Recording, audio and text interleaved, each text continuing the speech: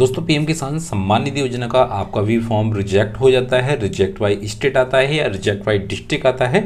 किसी किसान भाई का जो फॉर्म होता है वो खतौनी की वजह से रिजेक्ट हो जाता है, खतौनी उन्होंने अपलोड नहीं किया था या खतौनी का साइज कम कर दिया था या खतौनी धुंधली अपलोड कर दी थी, उसकी वजह से उनका जो फॉर्म होता है स्टेट गवर्नमेंट से रिजेक्ट हो जाता है। कुछ किसान भाई का जो फॉर्म होता है डिस्ट्रिक्ट से ही रिजेक्ट हो जाता है। तो दोस्तों आज की वीडियो में हम आपको कंप्लीट जानकारी देंगे। यदि आपका भी फॉर्म रिजेक्ट हो गया है, रिजेक्ट बाई स्टेट आ रहा है या आप नए किसान भाई हैं, आपने न्यू जमीन परचेज की है तो आपको new farmer do you land purchase after फरवरी 2019 आ रहा है, इस प्रकार का कोई मैसेज आ रहा है और आपका फॉर्म रिजेक्ट बाई स्टेट हो गया है, तो इस फॉर्म को कैसे अपडेट करेंगे, इस फॉर्म को कैसे ठीक करेंगे, तो दोस्तों आज की वीडियो में कंप्लीट जानकारी देंगे। दोस्तों वीडियो शुरू करने से पहले आपसे एक छोटी सी गुजारिश है, यदि आपने अभी तक हमारे चैनल को सब्सक्राइब नहीं किया है तो प्लीज चैनल को सब्सक्राइब जरूर कर लें और बेल आइकन को प्रेस कर दें। दोस्तों सबसे पहले आपको पीएम किसान पोर्टल पे आ जाना है। पीएम किसान पोर्टल पे जैसे ही आएंगे वैसे ही थोड़ा सा इसको डाउन कर लेना है और यहाँ से आपको अपना जो करंट का स्टेटस होता है उससे चेक करेंगे, क्योंकि दोस्तों करंट का स्टेटस में हमें पता चलता है कि हमारा फॉर्म सेल्फ अपडेशन में खुलेगा या नहीं खुलेगा, या हमारा फॉर्म डिस्ट्रिक्ट से रिजेक्ट हुआ है या स्टेट गवर्नमेंट से रिजेक्ट हुआ है या खतौनी की वजह से रिजेक्ट हो गया है। तो उसके लिए आपको स्टेटस सेल्फ रजिस्टर्ड फार्मर पे CSC पे इस पे ओके कर देना है। जैसे आप इस पे ओके करेंगे उसके बाद में नेक्स्ट स्टेप यहाँ से ओपन हो जाता है। उसके बाद में दोस्तों आपको सिंपली जिस किसान भाई का फॉर्म रिजेक्ट हो गया है या आपने आवेदन किया है उनका स्टेटस चेक करना चाह रहे हैं या फॉर्म का सेल्फ अपडेशन करना चाह रहे हैं, फॉर्म का सुधार करना चाह रहे हैं, उनका यहाँ पे आपको आधार कार्ड नंबर को दर्ज कर देना है। जैसे कि आप यहाँ पे आधार कार्ड नंबर दर्ज कर देते हैं उसके बाद में आपको जो कैप्चा मिल रहा है वो कैप्चा आपको यहाँ पे फिल कर देना है। जैसे कि आप यहाँ पे कैप्चा फिल करते हैं और उसके बाद सर्च पे ओके करते हैं, तो सर्च पे ओके करने के बाद में आपका जो स्टेटस होता है लॉगिन हो जाता है। स्टेटस लॉगिन होने के बाद में आपको यहाँ से फार्मर नेम दिख जाता है, आधार कार्ड का जो 4 डिजिट होता है वो दिख जाता है, मोबाइल नंबर दिख जाता है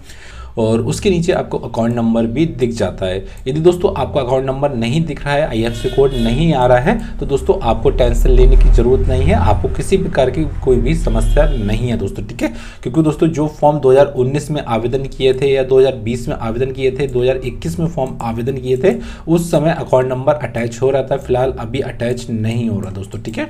और उसके नीचे दोस्तों आपको यहाँ पे रजिस्ट्रेशन डेट मिल जाती है। इन किसान भाई का जो फॉर्म है 2021 में आवेदन किया था और इनका फॉर्म रिजेक्ट हो गया है। रीजन फॉर रिजेक्शन में दोस्तों जान सकते हैं, इसका मतलब होता है जो फॉर्म आपका रिजेक्ट हुआ है वो किस कारण हुआ है। इनका जो फॉर्म रिजेक्ट हुआ है खतौनी नॉट अपलोड की वजह से हुआ है। इनका फॉर्म भरते समय इन किसान भाई ने खतौनी को अपलोड नहीं किया था, खतौनी को अपलोड करते तो इनका फॉर्म रिजेक्ट नहीं होता और रिजेक्ट होने का आपको यहाँ पे स्टेटस में मिल जाता है कि किस वजह से, कि आपका जो रिजेक्ट फॉर्म हुआ है वो स्टेट गवर्नमेंट से रिजेक्ट हुआ है, डिस्ट्रिक्ट से आपका फॉर्म अप्रूवल हो गया था, अप्रूवल मिल गया था, आपको यहाँ पे लाल झंडी मिल गई है। अब दोस्तों आपको लाल झंडी मिल गई है तो इस फॉर्म को कैसे सेल्फ अपडेशन करेंगे। अब दोस्तों कुछ किसान भाई का यहाँ मानना होता है कि हम सेल्फ अपडेशन करते हैं तो हमारा सेल्फ अपडेशन नहीं होता है, तो उसके लिए आपको पीएम किसान पोर्टल पे बैक आ जाना है। जैसा कि हम पीएम किसान पोर्टल पे यहाँ से बैक आ गए तो उसके बाद आपको यहाँ पे थोड़ा सा इसको डाउन करेंगे तो आपको यहाँ पे मिल जाता है अपडेशन सेल्फ रजिस्टर्ड फार्मर, तो आपको सिंपली इस पे ओके कर देना है दोस्तों, ठीक है। अब जैसे आप इस पे ओके करेंगे उसके बाद में नेक्स्ट स्टेप यहाँ से ओपन हो जाएगा दोस्तों आपको यहाँ पे अपडेशन सेल्फ रजिस्टर्ड फार्मर मिल जाता है, आपको आधार मिल जाता है नंबर डालने के और आपको कैप्चा मिल जाता है। दोस्तों आधार और कैप्चा भरने से पहले आपको यहाँ पे एक बात का ध्यान रखना है, यदि आपने पहले भी कोशिश की है, आपने 2-3 बार अपने फॉर्म को अपडेट किया है और आपका फॉर्म अपडेट नहीं हो रहा है, तो आपको सिंपली यहाँ पे 3 डॉट मिल रहा है, जो आप ब्राउजर यूज कर रहे हैं उसके ब्राउजर में आप 3 डॉट पे आएंगे तो आपको एक हिस्ट्री मिलता है दोस्तों, आपको हिस्ट्री पे ओके कर देना, ऑल हिस्ट्री पे कर देना ओके, और आपको क्लियर ब्राउजर डेटा मिल जाता है।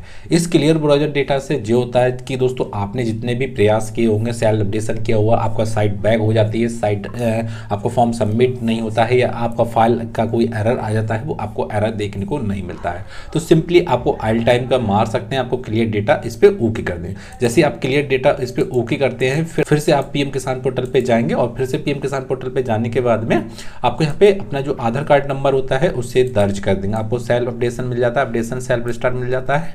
तो आपको यहाँ पे आधार कार्ड नंबर दर्ज कर देंगे और आपको जो कैप्चा मिल रहा है वो कैप्चा फिल कर देंगे और सर्च पे ओके कर देंगे। दोस्तों आपको यहाँ पे एक बात का ध्यान रखना है, आप फॉर्म अपडेशन करते समय आपने जो आधार कार्ड पे मोबाइल नंबर लिंक किया है, आधार कार्ड पे जो मोबाइल नंबर आपका लिंक है या अटैच है, वही नंबर आपको यहाँ पे फिल करना है। इससे ये होता है कि दोस्तों जो आपके आधार कार्ड पे मोबाइल नंबर रजिस्टर्ड होता है उस पर आपका OTP आता है, OTP डालने के बाद में आपका फॉर्म लॉगिन हो जाता है। यदि बाई चांस आधार कार्ड पे आपने मोबाइल नंबर दूसरा है और कोई दूसरा आप मोबाइल नंबर अल्टरनेट नंबर यहाँ पे दर्ज करते हैं तो आपका जो फॉर्म होता है अपडेशन में लॉगिन नहीं होता है, आपका फॉर्म एडिट नहीं हो पाएगा दोस्तों, ठीक है। यदि आपके आधार कार्ड पे मोबाइल नंबर लिंक है तभी आप अपने फॉर्म का सुधार कर सकते हैं दोस्तों, ठीक है। आपको जो OTP आएगा 2 दफे आपका OTP आएगा, OTP आने के बाद में आपको कैप्चा का विशेष ध्यान रखना है दोस्तों, ठीक है। आपको जैसे ही आपका OTP जाता है, OTP डालने से पहले आपको कैप्चा बदलना है दोस्तों, ठीक है। जैसे आप कैप्चा बदल देते हैं उसके बाद OTP डालते हैं, OTP डालने के बाद में आपको सबमिट कर देना है दोस्तों। न्यू कैप्चा डालने के बाद में आपको सबमिट करना है और जैसे ही आप सबमिट करेंगे तो वैसे ही आपको जो फॉर्म होता है वो लॉगिन यहाँ से हो जाता है दोस्तों, ठीक है। अब हमने एक किसान भाई का यहाँ से फॉर्म को लॉगिन कर लिया दोस्तों, ठीक है। और फॉर्म लॉगिन होने के बाद में आपको यहाँ पे मिल जाता है स्टेट मिल जाता है दोस्तों, ठीक है। यदि आपका स्टेट गलत हो गया है तो इस फॉर्म को आपको एडिट नहीं होगा, सुधार नहीं कर सकते, आपको ब्लॉक या तहसील से यह फॉर्म सुधार हो सकता है। फिलहाल हमारा स्टेट सब कुछ सही है तो आपको यहाँ पे देख लेना है। आपका जो डिस्ट्रिक्ट है, डिस्ट्रिक्ट का आप चयन कर सकते हैं, आपका सब डिस्ट्रिक्ट मिल जाता है, ब्लॉक मिल जाता है, विलेज मिल जाता है। अब दोस्तों कुछ किसान भाई का यहाँ सवाल रहता है कि हमारा जो जमीन है दूसरे डिस्ट्रिक्ट में है और हम रहने वाले दूसरे डिस्ट्रिक्ट में है, तो हमें एड्रेस कौन सा यहाँ पे फिल करना है। तो दोस्तों सबसे पहले आपको यह जानना है, यदि आपका जमीन जिस डिस्ट्रिक्ट में है वो उस डिस्ट्रिक्ट का आपको नाम डालना है, उस डिस्ट्रिक्ट का सब डिस्ट्रिक्ट डालना है, वो ही ब्लॉक डालना है, जिस जगह आपकी जमीन है वो ही आपको विलेज डालना है कि आपका जो जमीन है विलेज में पड़ता है या कस्बा में पड़ता है या अर्बन में पड़ता है, वो आपको यहाँ डाल देना है दोस्तों, ठीक है। आपका जो एड्रेस आधार कार्ड पे है उससे कोई लेना देना नहीं है, आपकी जो जमीन है वही आप जमीन का एड्रेस डालेंगे दोस्तों, ठीक है। उसके बाद में आपको यहाँ से फार्मर पर्सनल डिटेल्स मिल जाती है, इसमें आपको नाम मिल जाता है, मेल या जेंडर जो भी है आपको मिल जाता है, कैटेगरी में आप यहाँ पे चयन कर सकते हैं। और उसके बाद में दोस्तों थोड़ा सा यहाँ पे आपको फार्मर टाइप मिल जाता है। फार्मर टाइप में आप यहाँ पे स्मॉल भर सकते हैं, यदि आपके पास में 5 हेक्टर जमीन है, 5 बीघा जमीन है तो कम से कम स्मॉल हेक्टर भरेंगे। यदि आपके पास में 10 बीघा या 30 बीघा या 40 बीघा या 100 बीघा जमीन है अदर फार्मर पे ओके कर देना दोस्तों, ठीक है। आपको टाइप ऑफ आइडेंटिटी प्रूफ मिल जाता है। उसके बाद में आपको यहाँ पे आधार कार्ड मिल जाता है और मोबाइल नंबर जो आधार कार्ड पे लिंक है वो मिल जाता है। यदि आपका जो आधार कार्ड पे मोबाइल नंबर लिंक है वो यहाँ पे शो नहीं कर रहा है तो प्लीज अपना जो मोबाइल नंबर है उसे चेंज कर लें यहाँ से, ठीक है दोस्तों। दूसरा सवाल आपको यहाँ पे मिल जाता है दोस्तों, आपका जो एड्रेस है वो आधार कार्ड वाला ही यहाँ शो करता है। और कुछ किसान भाई का कहना होता है कि हमने जो जमीन में एड्रेस जो फिल किया था वो यहाँ पे दूसरा है, आधार कार्ड में दूसरा है। उससे दोस्तों कुछ लेना देना नहीं है, आपको जिस जगह जमीन है वही आपको एड्रेस फिल करना है और यहाँ पे जो आपका एड्रेस आएगा वो आपको आधार कार्ड वाला ऑटोमेटिक ले लेता है दोस्तों, ठीक है। आपका पिन कोड आ जाता है, आपको यहाँ पे फादर नेम मिल जाता है। उसके बाद में आपको यहाँ पे लैंड रजिस्ट्रेशन ID मिल जाती है। अब दोस्तों लैंड रजिस्ट्रेशन ID आप सोच रहे होंगे क्या होता है। यदि आपके पास में लैंड रजिस्ट्रेशन ID है तो इसे डाल सकते हैं, नहीं तो इसे ऐने करके छोड़ सकते हैं। ये दोस्तों जो लैंड रजिस्ट्रेशन ID होती है, आप यदि यूपी के रहने वाले हैं तो भूलेख की साइट पे जाने के बाद में यहाँ से अपना इंतखाब या खसरा खतौनी निकालते हैं, वहाँ से अपना लैंड रजिस्ट्रेशन ID प्राप्त कर सकते हैं। इस पर मैंने वीडियो पहले से ही बना रखी है, उस वीडियो का जो लिंक होगा वीडियो के डिस्क्रिप्शन में मिल जाएगा दोस्तों, ठीक है। यदि आपको नहीं निकल रहा है, लैंड रजिस्ट्रेशन ID नहीं मिल रही है तो दोस्तों आपको यहाँ पे कुछ नहीं करना है, आपको यहाँ पे ऐने करके छोड़ देना है दोस्तों, ठीक है। ऐसे ऐसे ऐने डाल देंगे तो आपको यहाँ पे छोड़ देना है, आपको कुछ भी नहीं करना है दोस्तों, ठीक है। दूसरा मिलता है कि हमारे पास में यदि राशन कार्ड है तो राशन कार्ड को डाल देंगे, यदि आपके पास में राशन कार्ड नहीं है तो आपको यहाँ पे ऐने करके छोड़ देंगे दोस्तों, यह कंपलसरी नहीं है दोस्तों, ठीक है। और दूसरा आपको यहाँ पे मिल जाता है कि आपको जो PM किसान मनधन योजना का लाभ लेना चाहते हैं तो आपको यहाँ पे यस करना है, नहीं आप इस पे नो कर दें। यदि आप इस पे यस करते हैं तो आपको जो PM किसान सम्मान निधि जो अकाउंट होता है जिसमें आपको पैसा आएगा उस अकाउंट से आपको कुछ रुपए काटा जाएगा हर मंथ दोस्तों, और इस जो रुपए कटेगा वो 60 साल के बाद में यहाँ पे आपको लाभ मिलेगा। तो आप बेहतर है इसे आप नो ही रहने दें दोस्तों, ठीक है। और दोस्तों आप थोड़ा सा स्क्रॉल डाउन करेंगे और स्क्रॉल डाउन करने के बाद में आपको एक इंपॉर्टेंट यहाँ पे चीज़ मिल जाती है। इंपॉर्टेंट चीज़ क्या मिलती है दोस्तों, आपको यहाँ पे मिल जाता है ऑनरशिप होता है, जो आपको यहाँ पे मिल जाता है ऑनरशिप लैंड होल्डिंग। मतलब इसका मतलब होता है कि आपकी जो ज़मीन है सिंगल है या ज्वाइंट है। ज्वाइंट का मतलब होता है जो आपने खतौनी या इंतखाब या आपने जो खसरा खतौनी निकाला है उसमें नाम परिवार के या घर परिवार में या मोहल्ला बस्ती के आ रहे हैं तो आपको ज्वाइंट पे इस पर टिक करना है। यदि आपका जो इंतखाब है 10 बीघा या 40 बीघा चेक है उसमें आपका सिंगल नेम आ रहा है तो सिंगल पे हम ओके कर देंगे दोस्तों, ठीक है।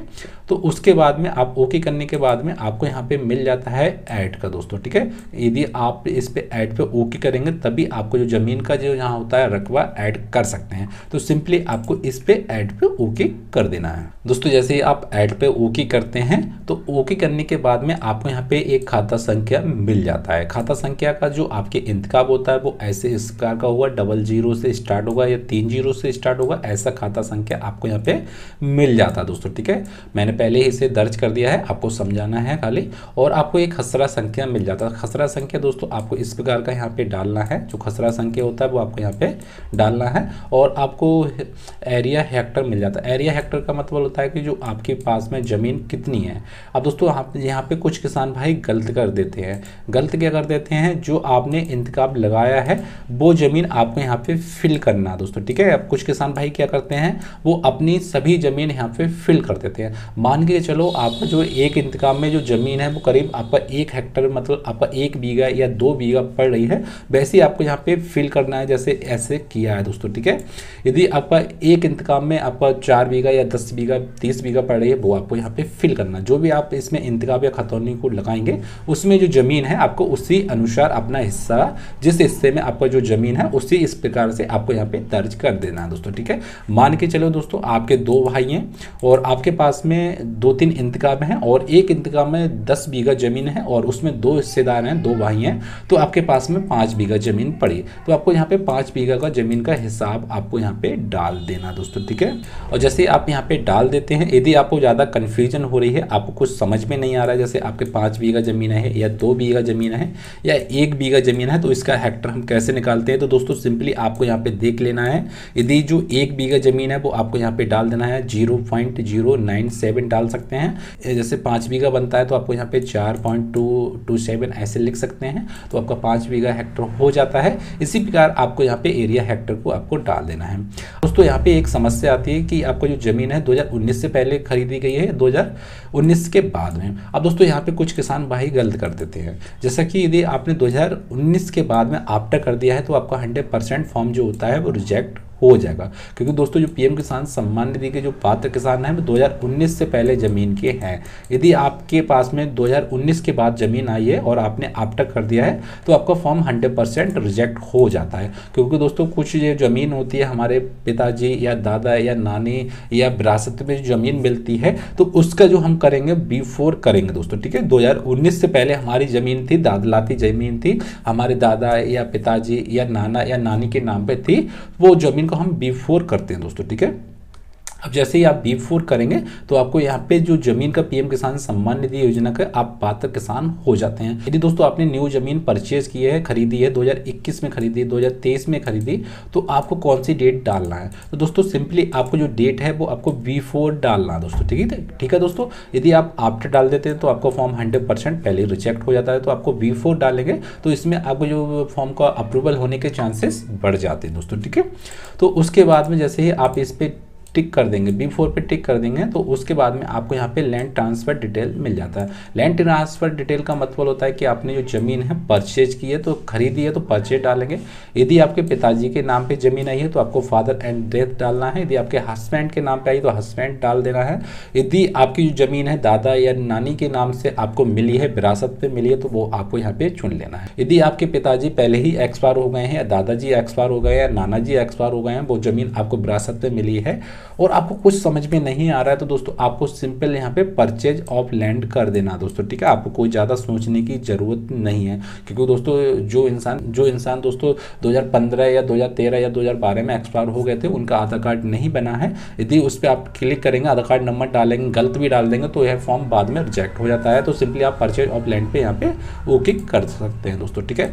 उसके बाद में आपको यहाँ पे लैंड डेट मिल जाता है कि आपकी जो ज़मीन है किस समय आपके नाम पे आई थी। अब दोस्तों मैंने अभी आपको बताया था 2019 B4 आपको यहाँ पे चुन लेना है कि जो आपकी ज़मीन है कम से कम 2019 की पहले की डेट आपको चुन लेना है। यदि आपको एग्जिट पता है, यदि आपको एग्जिट पता है कि हमारा जो ज़मीन है 2014, 2012 या 2013 में आई है तो कंफर्म डाल सकते हैं, और हमें कंफर्म नहीं पता है तो सिंपली आपको यहाँ पे आपको ध्यान रखना है कि आपकी जो ज़मीन है 2019 से पहले डालेंगे, जैसे 18 है, 2017 है, 2016, 2015, 2012, 2007, 2010 ऐसी आपको यहाँ पे डेट चुन लेना है। उसके बाद में आपको यहाँ पे एक पूछ रहा है कि आपको यहाँ पे कंफर्म पता है, यस है कि आपकी जो ज़मीन है कि आपको इस डेट में आई है, तो आपको कंफर्म नहीं पता है तो आप इस पे नो पे क्लिक कर देंगे दोस्तों, ठीक है। यदि आप यस पे क्लिक कर देते हैं तो इससे भी कोई भी कंपल्सरी नहीं होता है, इससे कोई लेना देना नहीं होता है, आपको इस पे क्लिक करना है वाले, ठीक है।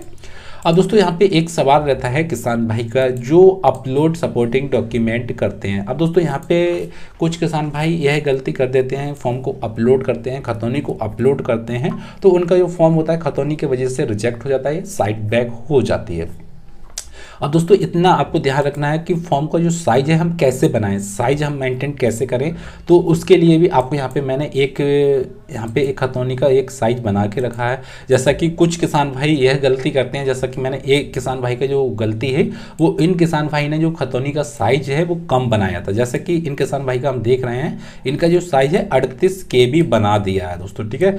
यदि आप 38 KB बनाते हैं, आप 80 KB बनाते हैं, या आप 80 KB 90 KB बनाते हैं, तब भी आपका फॉर्म यहाँ से रिजेक्ट हो जाता है। क्योंकि दोस्तों पीएम किसान सम्मान निधि का जो खतौनी का साइज है वो 200 KB के भीतर रखना है। तो 200 KB का मतलब आप यहाँ से 150 KB रख सकते हैं, 150 KB रख सकते हैं, या आपको 180 KB भी रख सकते हैं, या आप 190 भी KB यहाँ पे रख सकते हैं दोस्तों, ठीक है।